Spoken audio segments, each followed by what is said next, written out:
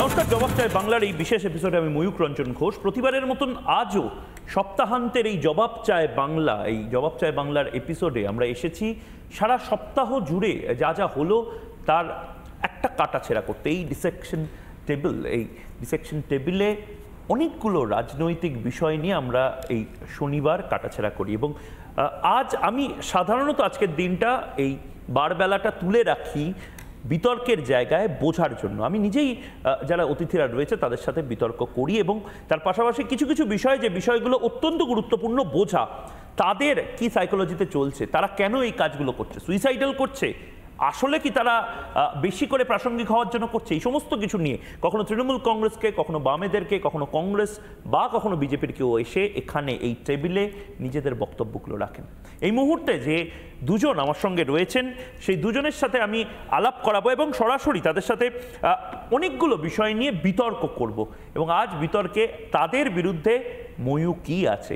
আমার একবারে ডান দিকে যিনি রয়েছেন বাসু আচার্য এই মুহূর্তে রয়েছেন, অল ইন্ডিয়া কৃষক সভার রাজ্য কমিটির সদস্য। এই মুহূর্তে অনেক অনেক স্বাগত আপনাকে। এবং তার পাশাপাশি শুভম ব্যানার্জি এই মুহূর্তে রয়েছেন, সিপিআই মুখপাত্র এবং নেতা। এই মুহূর্তে আমাদের সঙ্গে রয়েছেন যুব নেতা সিপিআই এর শুভম। দুজনের কাছেই আমি যাব, কিন্তু তার আগে একদম স্পষ্টভাবে তিনটে প্রশ্ন এই মুহূর্তে তোলা এবং তা নিয়ে বিতর্ক প্রয়োজন এবং সেই প্রশ্নগুলো এক এক করে ময়ূকের প্রশ্ন একেবারে আপনাদের স্ক্রিনে। এবং প্রথম যে প্রশ্ন, বামেদের রাম নবমীতে কি অ্যালার্জি? এই মুহূর্তে বামেদের মধ্যে একটা সত্যি, আবার অযোধ্যার পরে অযোধ্যা যখন একবারে ঘরের কাছে চলে এলো, অর্থাৎ প্রতি পাড়ায় রামনবমী করার অপশন আছে, প্রতি লোকাল কমিটিতে করার একটা ইন্ট্রোডাকশন শুরু হতে পারে, সেখানে বামেরা কি আবার পিছিয়ে পড়ছে, আরও 100 বছর পিছিয়ে পড়া রাজনৈতিকভাবে, এরকম একটি সন্ধিক্ষণ।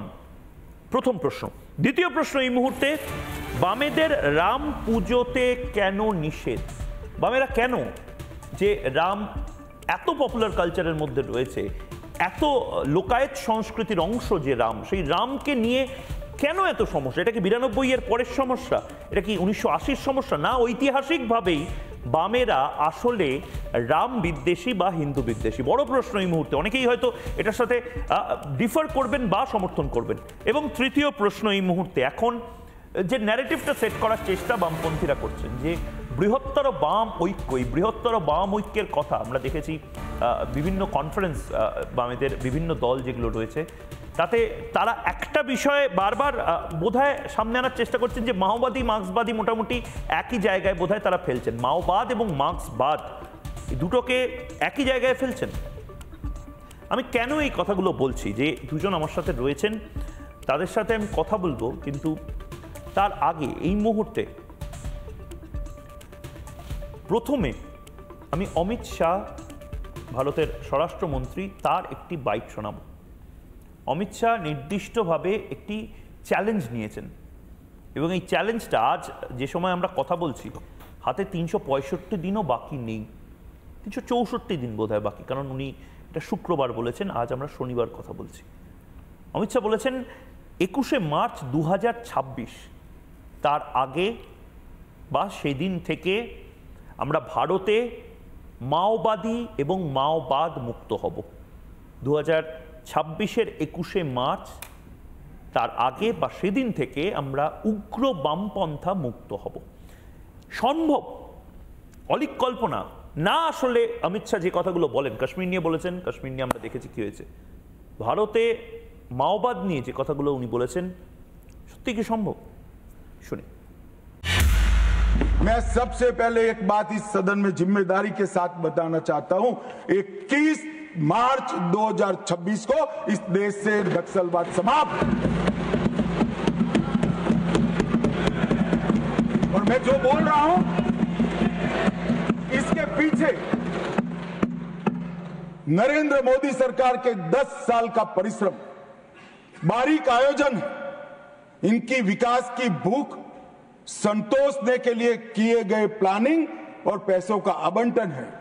और सुरक्षा ग्रिड को एक भी जगह गैप न रह जाए, इस तरह से हमने पुख्ता किया है।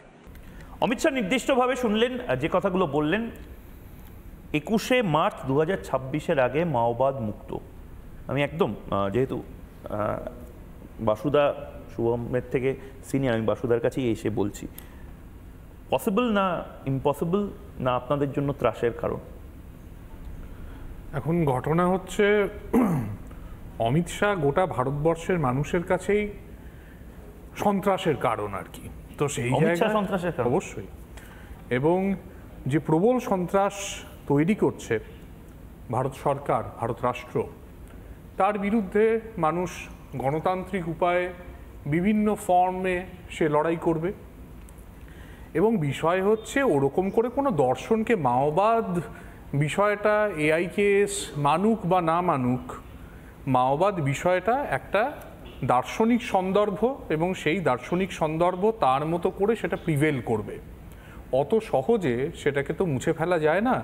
এবং মাওবাদ, আজকে এই যে মাওবাদ ঘটছে বা মাওবাদীরা আসছেন, এই মাওবাদীরা আসছেন কেন? দেশে দারিদ্র, ক্ষুধা সূচকে আজকে ভারতবর্ষের অবস্থান কোথায়? তো দেশে দারিদ্র থাকবে, ক্ষুধা থাকবে, মানুষের ওপর অত্যাচার থাকবে, জল জঙ্গল জমির যে প্রাকৃতিক সম্পদ সেটা কর্পোরেটদের হাতে তুলে দেওয়ার জন্য যে 1 বছরের যে টার্গেট ফিক্স করেছেন অমিত শাহ, তো সেই জায়গায় কর্পোরেটদের আগ্রাসন থাকবে মূল নিবাসী মানুষের বিরুদ্ধে, জনজাতির মানুষের বিরুদ্ধে, তার বিরুদ্ধে, এবং সেটাকে মাওবাদ, মাওবাদী ইত্যাদি বলে এই জনজাতির মানুষকে হত্যা করার একটা লাইসেন্স তারা নিজেদেরকে নিয়ে নিচ্ছে। এবং এটাকে মাওবাদীদের ব্যাপার নয়, বিষয়টা হচ্ছে জল জঙ্গল জমিটা কর্পোরেটের হাতে তুলে দেওয়াটা বিষয়।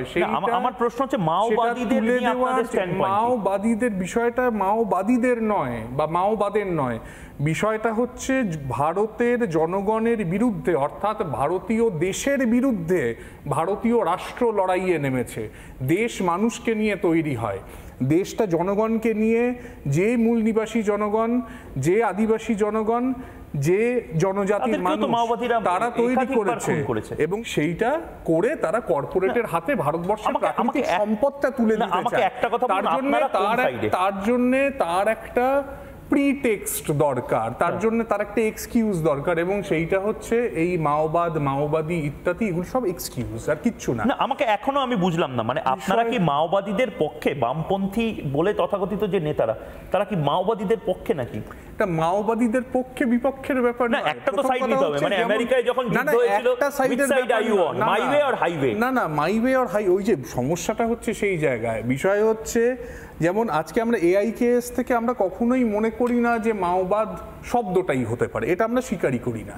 কিন্তু এখন কিছু কিছু মানুষ আছেন তারা স্বীকার করেন, এবং কেরল হাইকোর্ট একটা সময় ঘোষণা অবধি করে দিয়েছিল যে কেউ যদি মনে করেন যে মাওবাদ নামক দার্শনিক সন্দর্ভটি তারা ফলো করবেন, তারা সেটা মানবেন, তাহলে সেই মানা থেকে দেশের জনগণকে কেউ আটকাতে পারে না। নানা ধরনের কন্টেন্ট দেখার জন্য লাইক করুন, শেয়ার করুন আমাদের ফেসবুক পেজ, সাবস্ক্রাইব করুন আমাদের ইউটিউব চ্যানেল। পাশাপাশি অন্যান্য ব্রেকিং নিউজের জন্য অবশ্যই চোখ রাখুন রিপাবলিক বাংলায়।